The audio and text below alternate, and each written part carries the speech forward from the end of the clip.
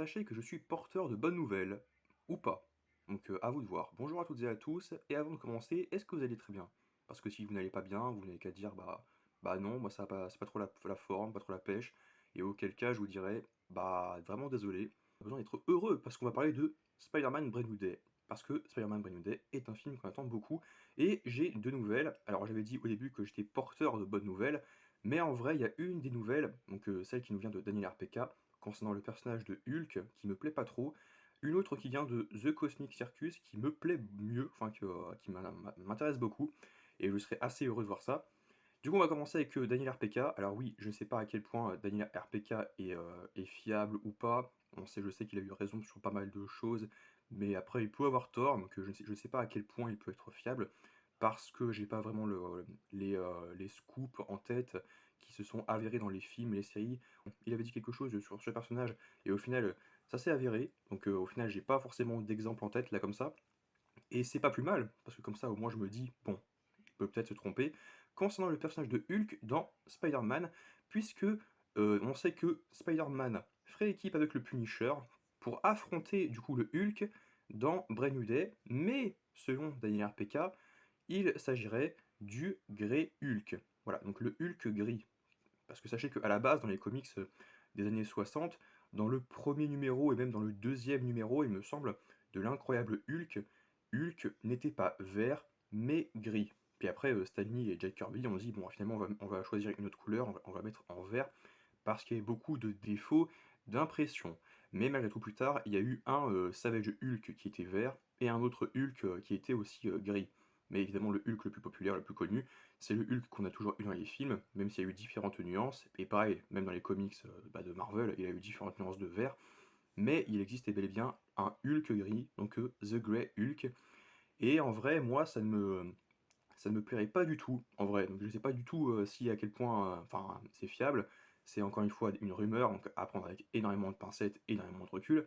Et je me dis que ça ne pourrait pas arriver, et même j'espérerais que ça n'arriverait pas, parce qu'on se faisait une joie de voir effectivement un Savage Hulk, mais on voulait voir donc un Hulk vert, quoi. Donc le Hulk qui nous avait quitté dans Infinity War, quoi. Et voir Spider-Man et Punisher affronter Grey Hulk, pas trop fan de l'idée quand même.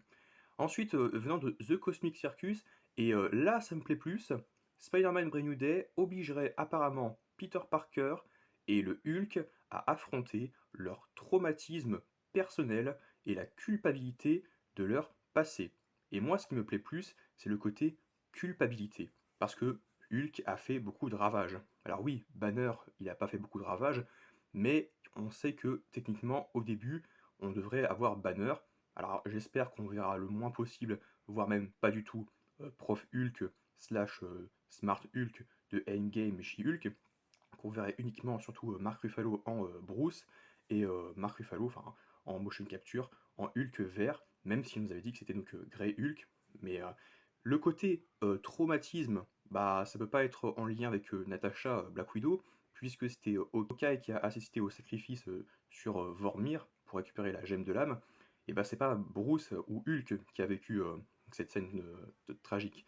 Donc le côté traumatisme, ça peut être en lien avec Natasha, mais ça peut être aussi en lien avec son enfance, des choses qui se soient passées avant les événements du MCU, donc l'incroyable Hulk, ou même un peu pendant, euh, suite à à ce qu'il a fait, donc suite à ce que le sauvage Hulk a fait, notamment quand il a complètement vrillé dans l'ère d'Ultron, ou encore ce qu'il aurait pu faire sur Sakaar.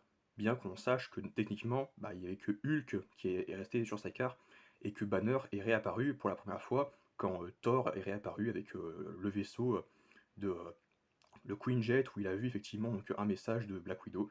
Et après, Banner est réapparu pour la première fois en plus de 2 ans. Voilà. Mais après, le côté traumatisme, je vois pas trop ce que ça peut être, mais peut-être que ça peut être donc, entre guillemets inédit, peut-être des secrets que Banner gardait enfouis au fond de lui, comme sa colère. Il essaie donc de contenir sa colère, il a essayé de contenir un peu ses peurs, ses traumatismes, ses démons, donc en lien avec les comics, en lien avec les films, donc notamment tous les films Hulk, et en lien également avec la série, quand il dit oui, mais ma mère me disait souvent, ne te mets pas en colère, ça ne t'aidera pas. Voilà, effectivement. Et puis après, il se lâche complètement, il devient Hulk après l'accident, puis voilà. tout se lâche. Et concernant Peter, bah, il y a beaucoup de choses. Effectivement, il y a May, il y a MJ et Ned, c'est pas vraiment un traumatisme parce que les personnages sont saufs et ils vont redevenir potes techniquement dans le film. On devrait les revoir.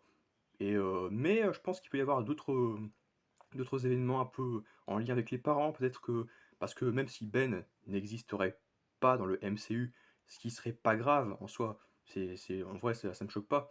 Mais par contre les parents, donc les parents Parker, ça me plairait bien qu'ils évoquent. Parce que Peter n'a jamais parlé de ses parents. Parce qu'il y en a qui vont dire oui mais c'est May et tout. Bah non, on sait que May c'est bien sa tante. Et du coup, bah, les parents que Peter a perdu très jeune, parce que dans les comics et dans toutes les autres adaptations, il perd les parents très jeunes, moi j'aimerais bien qu'on parle de ça, que ce soit assez profond. Puis en plus, c'est vrai qu'on a beaucoup plus de ce genre de thématiques, notamment avec Thunderbolt, avec Bob, avec Yelena aussi. Ça me plairait bien que ce soit un peu des thématiques un peu récurrentes. Alors après, on voit les personnages un peu chuter, alors pas souffrir, hein, parce que je suis pas un peu méchant, je suis un peu cruel, ah je veux que les personnages souffrent, qu'ils en bavent, qu'ils morflent et tout. Non, non, je veux juste les personnages qui soient un peu plus humains, parce que Banner, lui, est humain, Parker est humain, même si, voilà, c'est quand même un homme qui a une super force, voilà, ce genre de choses. Mais voir les personnages humains, c'est ce qu'on veut voir. Et le côté aussi, donc culpabilité, je vois pas trop ce que Peter aurait pu faire. Bah après, si, il a quand même déclenché donc, des incursions avec Doctor Strange, mais ça serait en lien avec le multivers, et effectivement, on ne veut pas qu'il y ait du multivers dans le film.